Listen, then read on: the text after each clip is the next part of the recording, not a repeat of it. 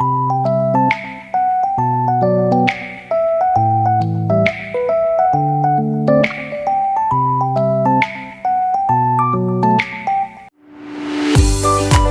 కొండల మధ్య ఒక చిన్న గ్రామం ఉండేది.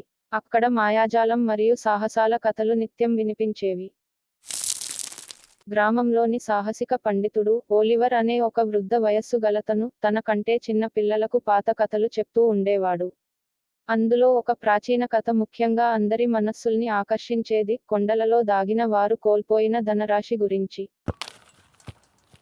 ఈ కథలు వినడం ద్వారా 15 సంవత్సరాలు ఉండే చురుకైన పిల్లలు మ్యాక్స్ మరియు లిల్లీ. వీరిద్దరూ ఆ కోల్పోయిన ధనరాశిని తిరిగి తేవడానికి సాహసం చేయాలనుకున్నారు. వారిద్దరూ మంచి మిత్రులు, సహచరులుగా ఎన్నో సాహసాలను ఎదుర్కొన్న వారు. ఈ క్రమంలో వారు తమ గ్రామం తాజా విరామం కోసం సహాయపడాలని నిర్ణయించుకున్నారు. అలా వారు ఆ ధనరాశిని కనుగొనాలని ఇద్దరూ నిశ్చయించుకున్నారు. వారు తినడానికి కావలసిన వంట తయారీకి కావలసిన సామానులు పాలు, ఆకుకూరలు, బియ్యం, నీరు, మరియు ఓలివర్ ఇచ్చిన ప్రత్యేకమైన అమలెట్ వంటి వస్తువులను ఒక బ్యాగులో సర్దుకొని తిరిగి ప్రయాణానికి బయలుదేరారు.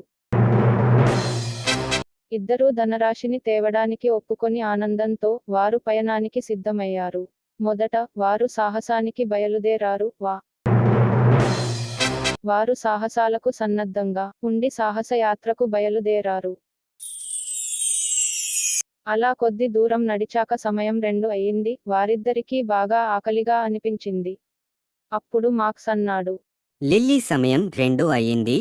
బాగా ఆకలిగా ఉంది. ఏదైనా తినడానికి వండుకుందామా? అప్పుడు లిల్లీ ఇలా అన్నది. నేను వంట చేస్తాను, నువ్వు కాసేపు ఆగు అని అన్నది. లిల్లీ వంట తయారు చేస్తున్నది. మాక్స్ అలా ప్రకృతి అందాలను వీక్షిస్తున్నాడు. కాసేపటికి లిల్లీ, మ్యాక్స్ ఇలా రా, భోజనం తయారు అయ్యింది. త్వరగా తిని బయలుదేరుదాము. వారిద్దరూ భోజనం చేసి సామానులను సర్దుకొని తిరిగి ప్రయాణమయ్యారు. అలా కొద్దిసేపు నడిచాక రంగురంగుల కొండల మధ్య వారు ఒక భారీ నదిని చూశారు. అది చూస్తే అది ఎంత ఉల్లాసంగా ఉంది. కానీ దాటడం కష్టం అయింది. ఆ సమయంలో మ్యాక్స్ చెట్లతో ఒక నావను కట్టాలని సూచించాడు. జట్టుగా పని చేస్తూ ఇద్దరూ కలిసి చెట్ల కొమ్మలను సేకరించి ఆ నది వద్దకు తీసుకువచ్చారు. ఆ నదిని దాటటానికి కావలసిన నావను తయారు చేశారు. వారు నది దాటేందుకు ప్రయత్నించారు. ఆ చెట్ల కొమ్మలతో తయారు చేసిన నావలో వారు ఇద్దరూ ఆ నదిని దాటారు. చివరికి వారు విజయం సాధించారు. అది వారి ఇద్దరి మధ్య ఉన్న స్నేహ బలం. అలా నదిని దాటిన తరువాత మెల్లగా ముందుకు సాగారు. వారు అలా నడుచుకుంటూ ఒక అడవి దూరంగా చూశారు.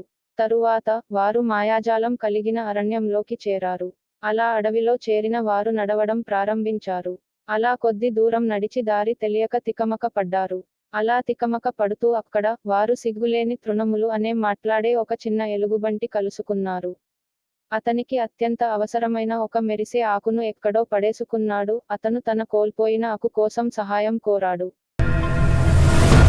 ఈ అడవిలో నాకు కావలసిన ఒక మెరిసే ఆకు ఎక్కడో పడిపోయింది. దానిని వెతుకుతూ ఇలా వచ్చాను. మీరు ఆ ఆకును వెతకటానికి సహాయం చేస్తారా?